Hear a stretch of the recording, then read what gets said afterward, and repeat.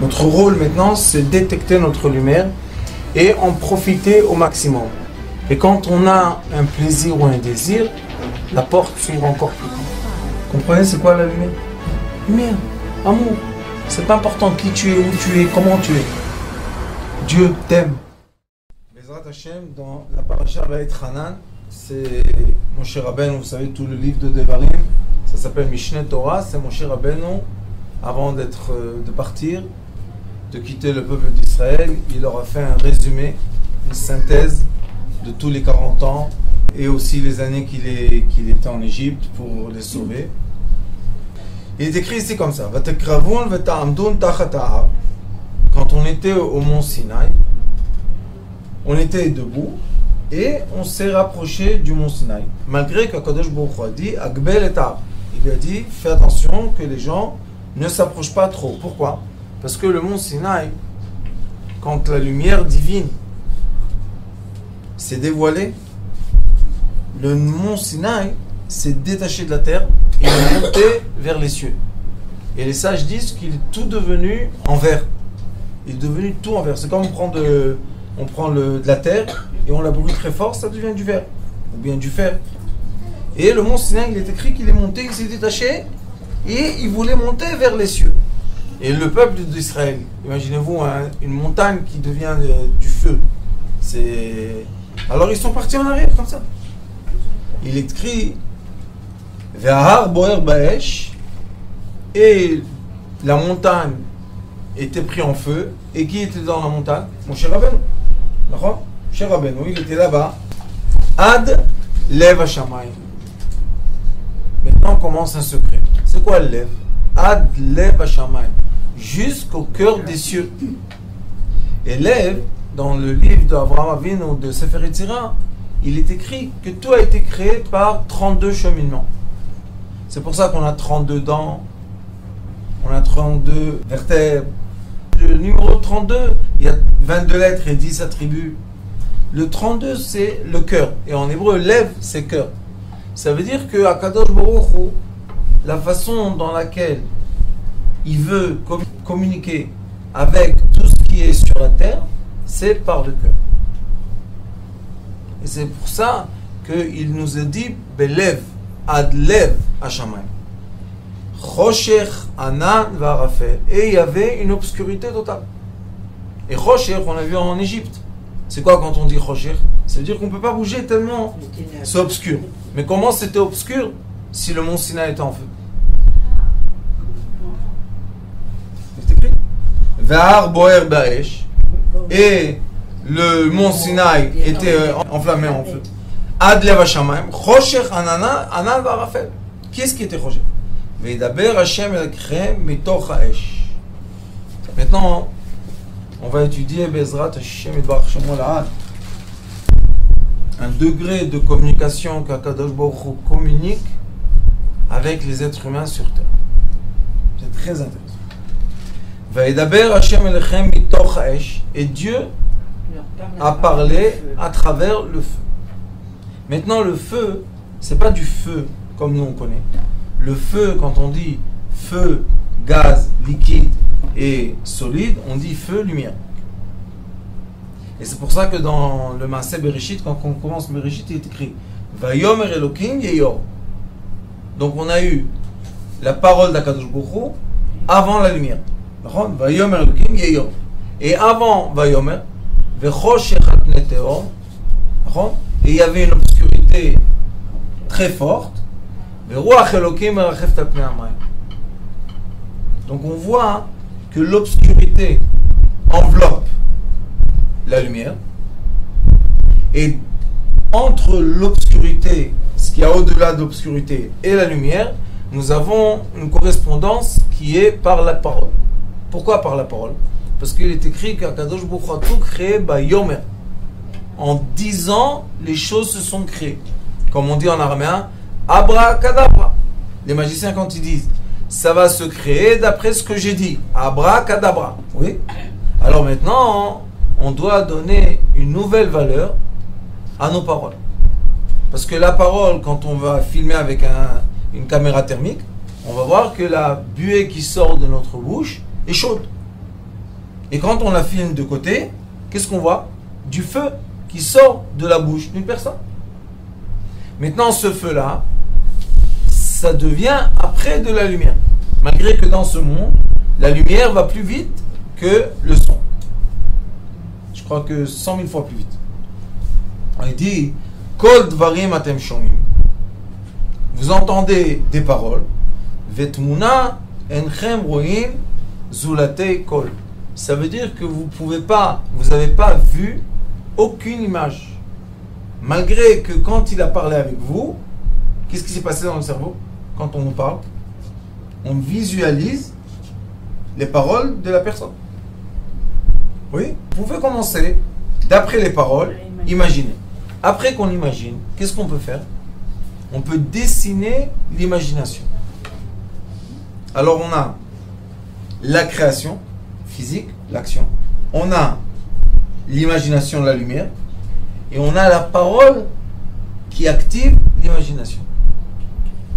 C'est pour ça qu'une personne doit savoir faire très attention à ses paroles. Des fois, on dit toujours, c'est pas l'importance qu'est-ce que tu dis, l'important comment tu le dis. Tu peux dire les mêmes phrases à une personne.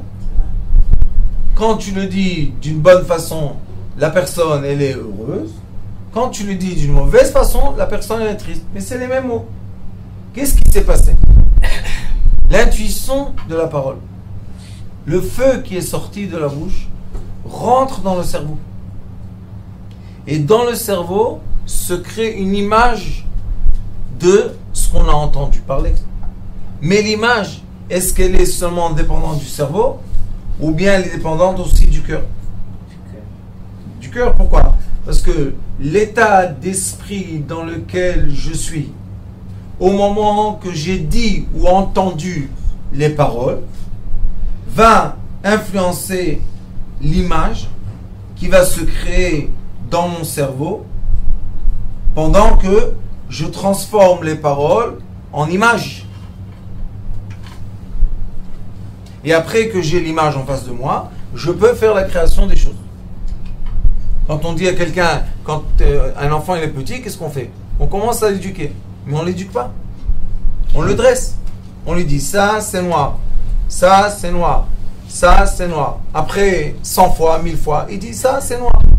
Est-ce qu'il sait c'est quoi du noir? Non. Lui, il imagine une couleur comme celle-là noire, mais on ne sait pas que, est-ce que vous toutes, vous regardez cette couleur comme moi je la regarde? Alors, la science est venue, elle a dit, on va mesurer. Qu'est-ce que vous voulez mesurer? On va mesurer ce que les gens disent. On va chercher les fréquences et on va voir, est-ce que le noir est toujours la même fréquence? Quand moi je dis noir, et elle dit noir, et madame dit noir, est-ce que maintenant on mesure à un endroit et on dit, voilà, on va tester les nanomètres. Combien de nanomètres est la fréquence du noir? Si on dit tous la même chose vis-à-vis du noir, ça veut dire on est d'accord, on est tous d'accord que ça c'est du noir. C'est quoi ça? Ça veut dire que maintenant, on arrive à se créer dans notre cerveau une image qui a été déclenchée par une parole. Alors la Torah, elle nous dit, qu'est-ce qu'il y avait avant? La parole avant ou l'image avant? Et dans le mont Sinaï, quand on a reçu la Torah, il est écrit Vaïrou et Akolot. Ils ont vu les voix. Mais qu'est-ce que ça veut dire voir les voix? C'est quoi voir une voix?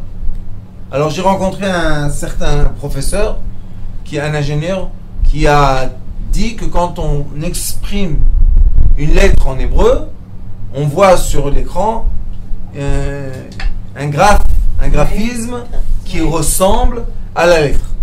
Et on a eu un cours là-dessus. Oui, oui.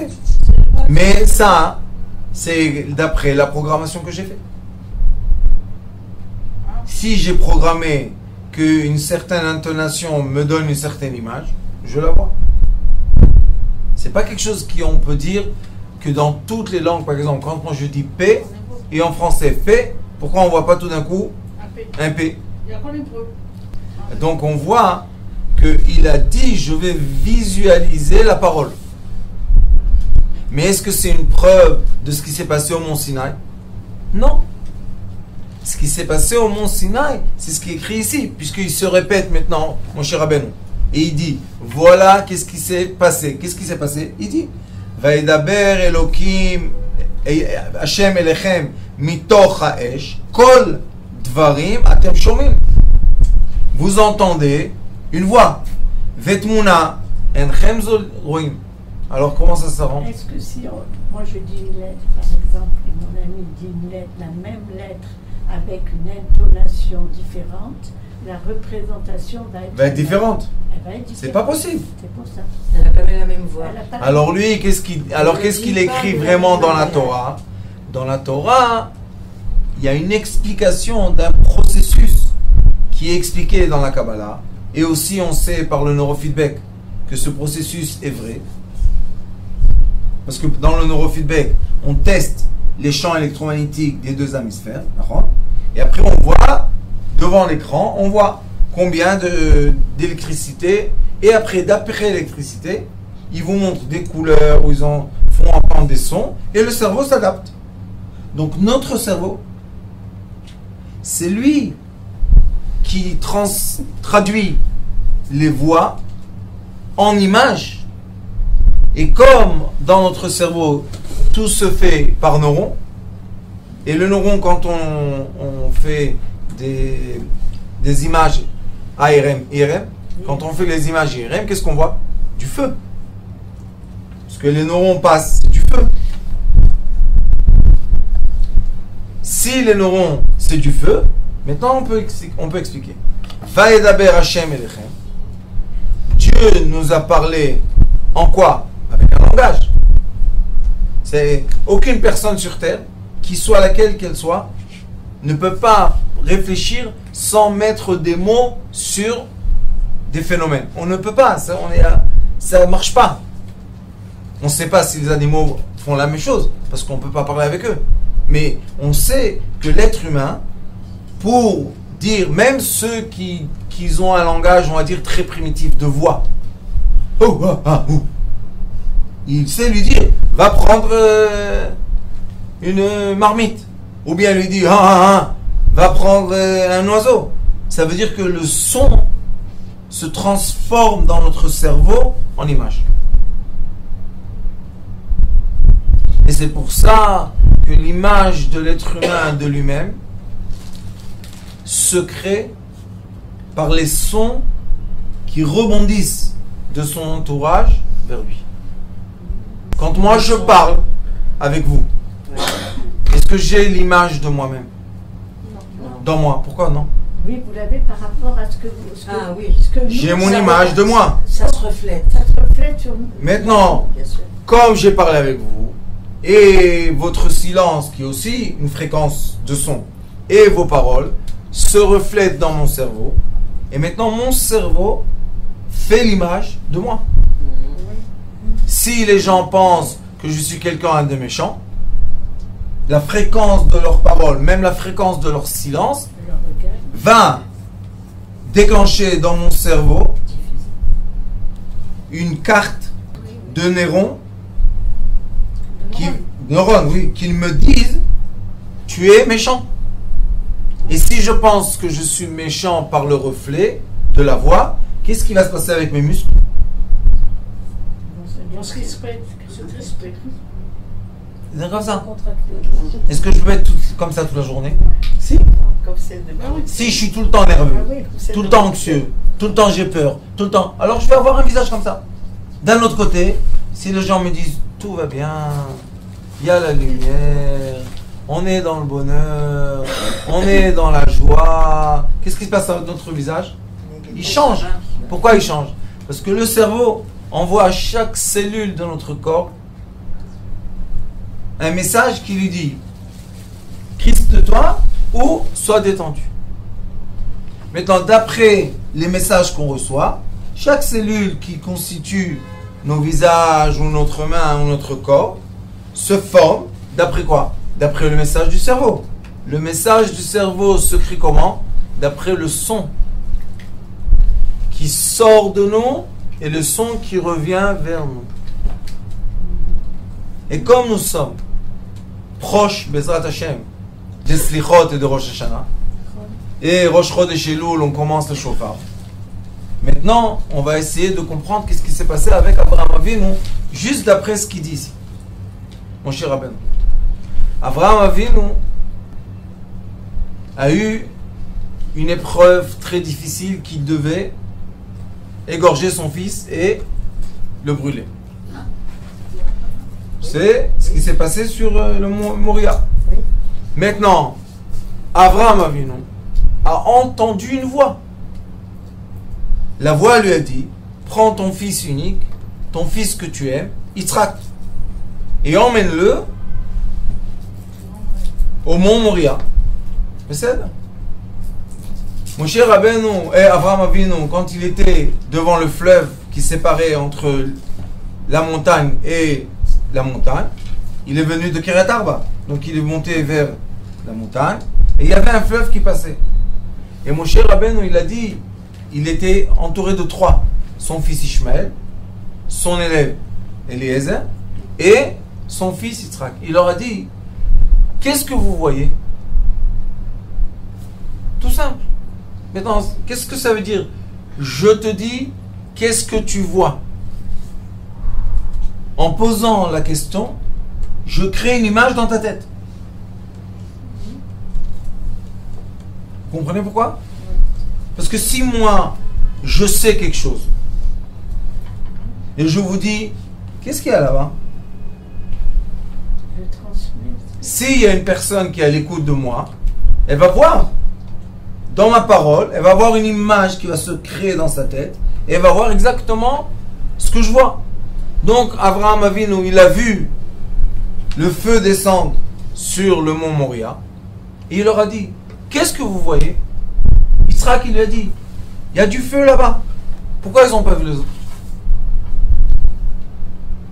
Ils n'étaient pas connectés. Ils n'étaient pas connectés entièrement à Abraham. Quelle est la raison? Que Abraham Avinu et Sarah Imenu, c'était une âme. Mais Abraham Avinu et Agar, ils ne se sont pas mariés. Juste, ils habitaient ensemble. Il a emmené pas seulement Ishmael, il a emmené d'autres enfants. Donc, mais ce n'était pas une connexion. C'est une relation qui n'est pas une connexion. Avec son esclave Eliezer, c'était pas une relation. C'était juste, ils étaient là juste pour le servir. Donc, Abraham Avinu, quand il a dit qu'est-ce que vous voyez, il a parlé avec tout le monde. Pourquoi seulement Yitzhak a vu? Parce qu'Yitzhak, c'est le fruit de cette âme. C'est parce que Yitzhak est dans la fréquence Il est connecté. de recevoir le message d'Abraham Avinu. Donc, ce qui veut dire qu'on voit la même chose avec une personne quand on est vraiment connecté à elle. Oui. Oui. Combien de fois les dames disent, ou les messieurs disent: ma femme, elle sait tout. Ça veut dire quoi, elle sait tout? Je rentre à la maison, elle me dit avec qui j'ai parlé au téléphone. Maintenant, pourquoi il est étonné? Parce que lui, quand il rentre à la maison, il dit bonjour. Il a fait sortir la voix. Qu'est-ce qu'elle a dit, la voix? Tout ce qu'il a encaissé, emmagasiné toute la journée. Maintenant, ça sort dans la voix. Elle, comme elle est son âme, c'est pas deux connectés à un, c'est une âme. Ce qui se passe chez lui se passe chez elle. Ce qui se passe chez elle se passe chez lui. Moi, j'entends beaucoup de gens, vous savez, qui viennent. Mais oui, c'est vrai. J'ai des gens qui vous disent des choses, et on va pas dire que c'est des grands tzadikim, Non. mais ou l'homme ou la femme, ils savent exactement tout. Oui. On peut rien cacher. Ils me disent quoi? Ils me comment on dit, poursuivent? Non, je lui dis. Sans savoir exactement ce que l'autre pense, mais il arrive que des fois, on pense à la même chose en même temps. Je vais acheter ça. On arrive à la maison tous les deux avec la même chose. Exactement. C'est quoi ça? C'est Ça, une connexion. c'est une âme. Mais moi, ce que je veux que vous compreniez, c'est que la laine qui sort de la bouche, elle monte d'où? Du cœur. Le réchauffement du cœur se refroidit par les poumons, et c'est pour ça que nous avons de la laine qui sort de la bouche. Maintenant, cette haleine-là, c'est quoi? C'est exactement la carte et l'image de mon cœur. C'est qui le seul qui peut la capter exactement? Mon Qui âme. m'aime. Mon âme. Oh, celui qui m'aime. Mon âme. Parce que aimer, c'est echad, ahava. Ahava, amour, c'est union. Donc vous voyez que Abraham Avinu, il avait le doute. Pourquoi t'as emmené les 3 enfants? Tes 3 enfants, parce que son élève, c'est son fils. Ishmaël, c'est son fils. Et Yitzhak, c'est son fils. Mais Kadosh Baruch Hu lui a dit non. Il n'y a qu'un fils. Le fils, unique que tu aimes de Sarah. Yitzhak. Mais lui, quand même, quand il est parti au monde Moria, il est venu avec les 3. Pourquoi tu es venu avec les 3? On t'a demandé 1. Pourquoi les 3? Parce que lui aussi, c'est un être humain, Abraham Avinu. Il a dit oui, peut-être, pas, oui, non. Il est venu avec les 3. Et maintenant, il a testé. Il a dit, qu'est-ce que vous voyez là-bas? Seulement Yitzhak, il a vu. Le feu descendre sur le montagne. Il a dit, toi, tu viens avec moi. Et quand ils sont partis là-bas dans la montagne, Abraham Avinu, il a eu, je vous ai dit déjà tous les ans, la même chose. Abraham Avinu a eu l'image de la réalité d'une âme dans ce monde. Beaucoup de gens me disent, pourquoi j'ai des épreuves? Je veux plus des épreuves. Pourquoi c'est comme ça? Je suis fatigué. Encore une fois. Et pourquoi? Je dis pas pourquoi. On est là pour ça. On est là pour faire quoi? On est là pour dévoiler les lumières qui sont dans la matière. Comment on va les dévoiler? Seulement en utilisant la matière. On ne peut pas dévoiler de la lumière si on n'a pas utilisé la matière. Alors Abraham Avinu, quand il est monté au mont Sinaï, lui, qu'est-ce qu'il a entendu? Il a entendu une voix qui a parlé dans sa tête. La voix, qu'est-ce qu'elle a fait? Elle a créé une image. Comment il s'est comporté? Il s'est comporté vis-à-vis de l'image qu'il avait en face de lui. Comment il a vu le bélier? Puisqu'il était en train de s'occuper de son fils. Quand on a égorgé son fils et on l'a mis dans le feu, est-ce qu'on pense à un bélier? Non. Mais il lui a dit, il y a le bélier, tu vas le sacrifier. Et il a pris, lui, la corne du bélier.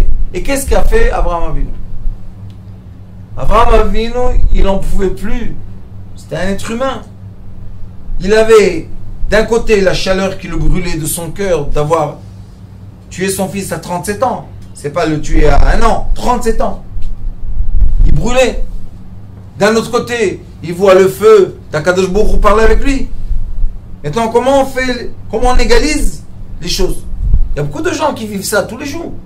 D'un côté, j'ai la Emouna, je crois, je suis confiant avec Akadosh Baruch Hu, mais d'un autre côté, j'arrive pas à supporter les épreuves que j'ai. Alors, tu es confiant ou tu n'arrives pas à supporter? Je suis les deux. Qu'est-ce qu'il faut faire?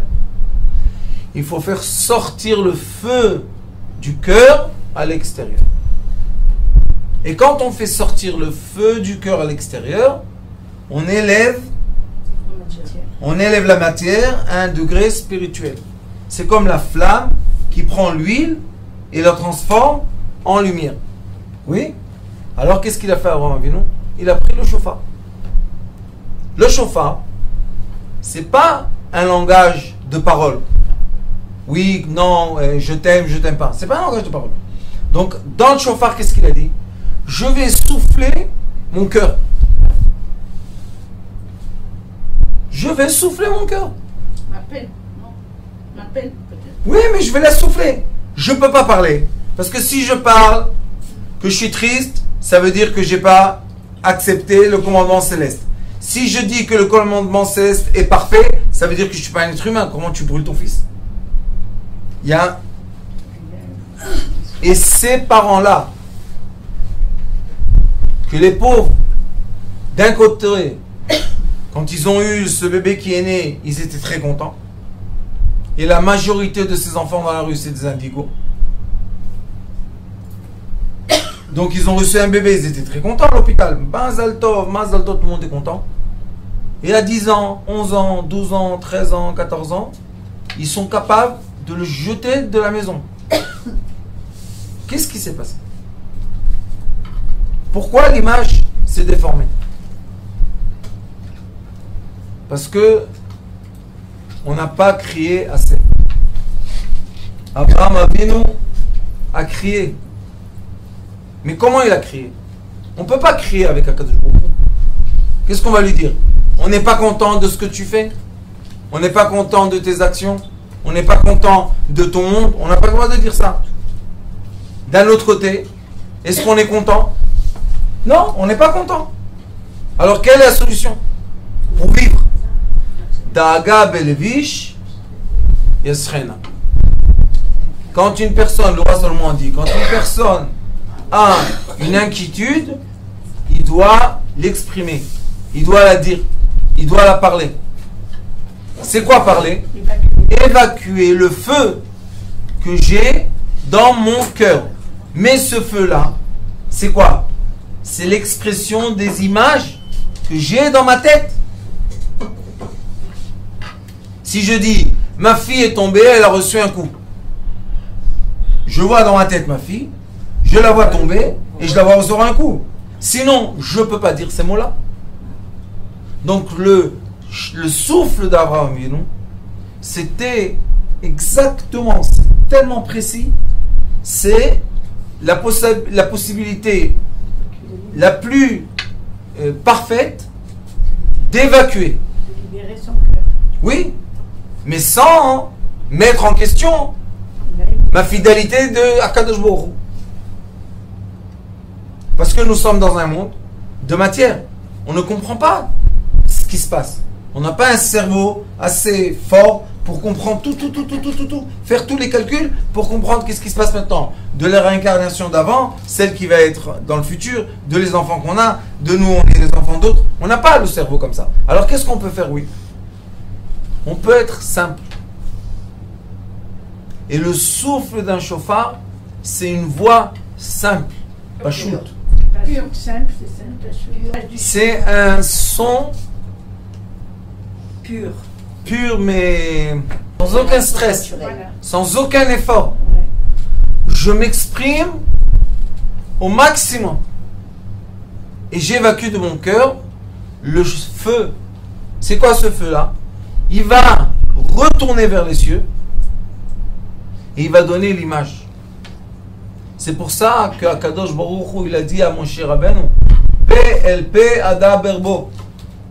J'ai parlé avec lui bouche à bouche.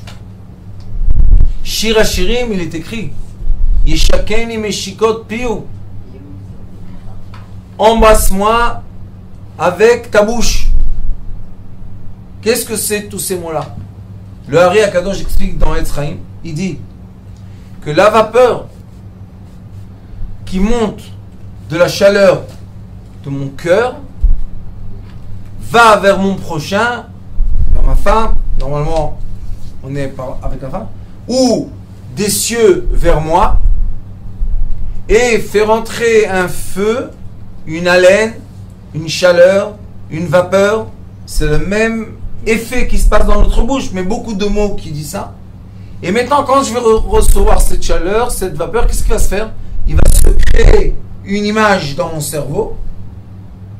Et cette image-là, je pourrais moi maintenant l'exprimer en parole.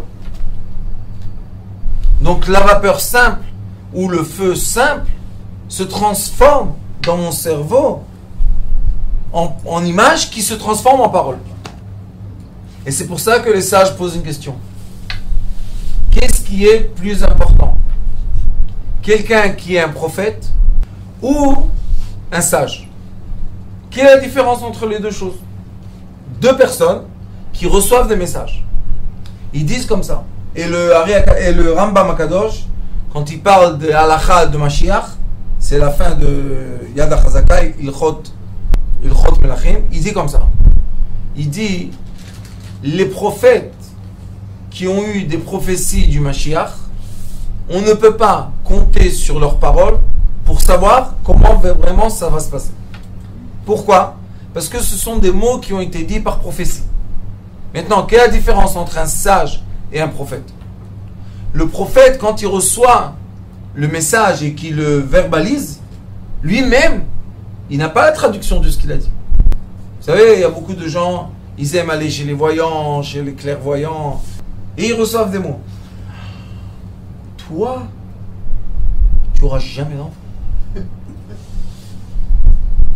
Vous pouvez rigoler, mais la personne, la jeune fille de 25 ans, si elle a avalé cette vapeur, elle a mis dans son cerveau, elle a créé une image, elle a bloqué le litérus.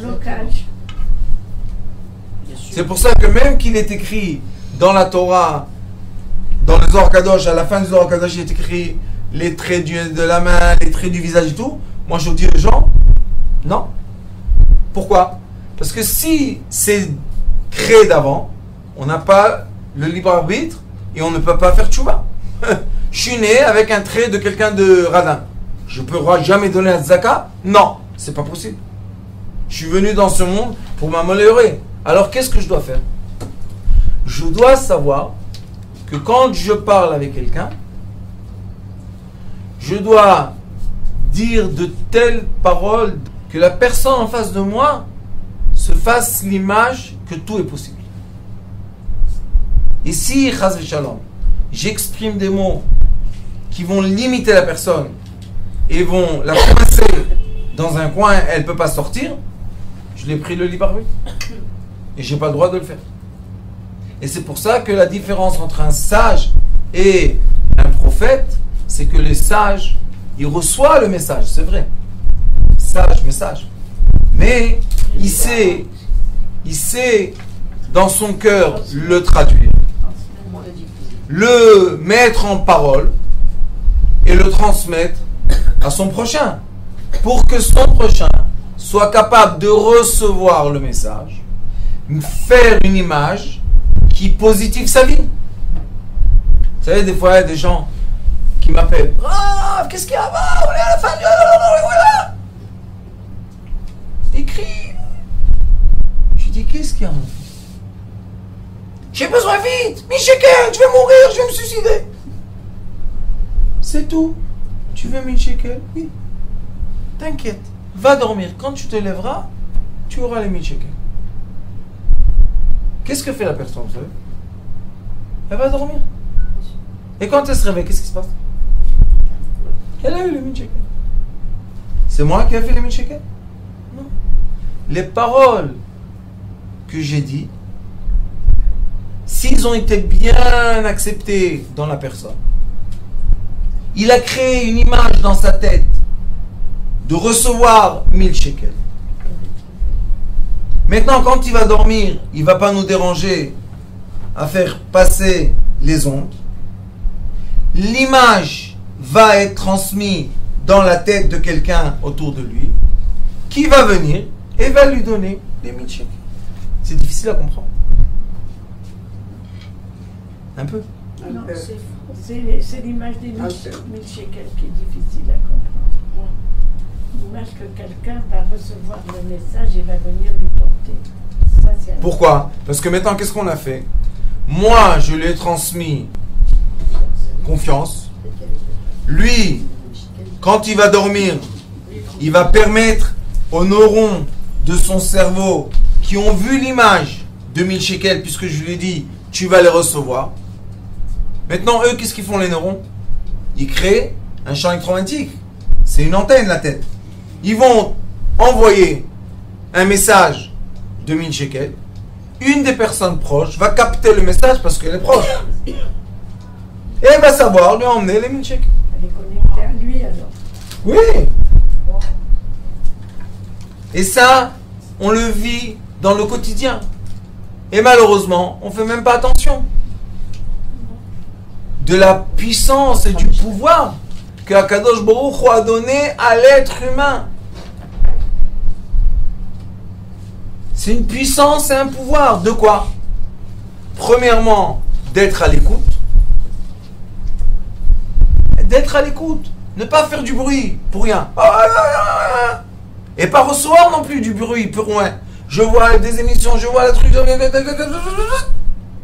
À la fin, j'ai tellement de bruit dans la tête que j'arrive pas à entendre la vraie voix qui est mon âme qui parle avec mon corps.